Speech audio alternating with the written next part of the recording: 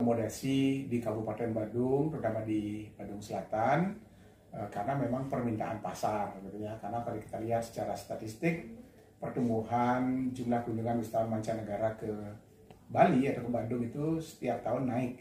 Dan untuk tahun ini di triwulan pertama itu kan naik 10% dari kurang lebih 1.800.000-an di tahun 2024 di periode 3 bulan ini. Di bulan Maret sampai akhir Maret tahun 2025 itu ada 1,9 juta, kurang lebih naik 10%. Tetapi banyak yang bingung, wisatawan naik tetapi kok tingkat hunian beberapa unit hotel yang biasanya rame ini di bawah 30%. Pertanyaannya kemana wisatawannya, sehingga ada fenomena wisatawan siluman. Nah, sekarang kita ingin melihat secara gradual gitu pembangunan sarana akomodasi, terutama di Bali Selatan.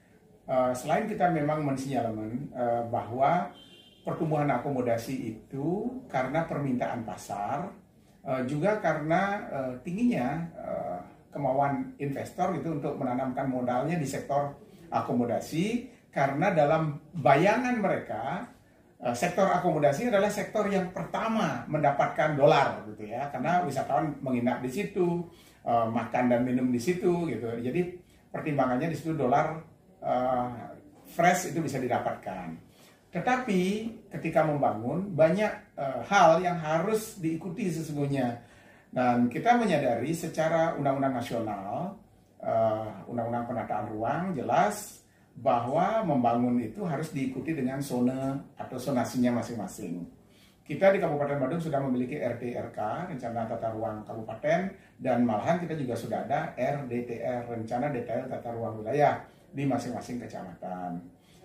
Faktanya RDTR inilah yang banyak tidak sesuai dengan keinginan investor gitu ya. Biasanya investor itu membangun di tempat yang dia memiliki intuitif, oh tempat ini indah, tempat ini cocok. Tetapi faktanya secara RDTR kawasan itu bukan merupakan kawasan akomodasi atau kawasan pariwisata, tapi lebih banyak kawasan misalnya LP2B atau kawasan LSD atau kawasan limitasi lindung atau kawasan konservasi gitu. Nah, jadi banyaklah bermunculan sarana akomodasi yang dalam tanda kutip tidak mengurus perizinan karena secara tata ruang mereka memang tidak memenuhi syarat gitu. Nah, meskipun ada perubahan dalam proses perizinan, kalau dulu kan ada IMB, sekarang kan sudah tidak ada lagi IMB. Yang ada sekarang namanya PBG, Persetujuan Bangunan Gedung, dan juga kalau melanggar itu ada namanya SLR atau Sertifikat Layak Fungsi. Nah, pemerintah telah mengeluarkan kebijakan berkaitan dengan cara memperoleh perizinan. Dari pusat itu ada namanya OSS, Online Single Submission. Dan itu diurus di pusat melalui online. Di sana yang pertama itu ada namanya NIB, nomor induk berusaha. Biasanya pengusaha ketika memegang NIB, mereka sudah merasa itu izin gitu, padahal belum. Di bawah NIB itu kan masih ada runutannya, harus ada PBG, kemudian harus ada masalah lingkungannya, kemudian juga izin operasionalnya yang harus diverifikasi oleh DPM PTSP. Faktanya ketika mereka mengajukan NIB, memperoleh NIB, mereka menganggap itu sudah izin sehingga mereka sudah membangun, kan itu yang terjadi gitu. Nah, inilah yang perlu dilakukan langkah-langkah. Ada 3 langkah spektakuler yang harus dilakukan oleh pemerintah dalam upaya untuk menekan laju pembangunan yang ilegal gitu ya, terutama di sektor akomodasi. Yang pertama adalah memperkuat supervisi, monitoring, dan evaluasi. Jadi itu solusi yang kita tawarkan pemerintah daerah, memperkuat supervisi, monitoring, dan evaluasi. Karena pemerintah memiliki alat untuk menegakkan peraturan daerah, namanya Pol PP, yang kebetulan Pol PP di Badung juga sudah ada namanya Pol PP Pariwisata atau Pol PP Par. Dan ini kita berharap penegakan ini dilakukan dengan yang pertama supervisi, monitoring, dan evaluasi. Yang kedua tentu law enforcement, yaitu penegakan aturan agar pelaku usaha bisa melihat dengan perspektif yang jelas bahwa kawasan yang hendak dibangun itu tidak sesuai peruntukannya atau memang tidak boleh dibangun.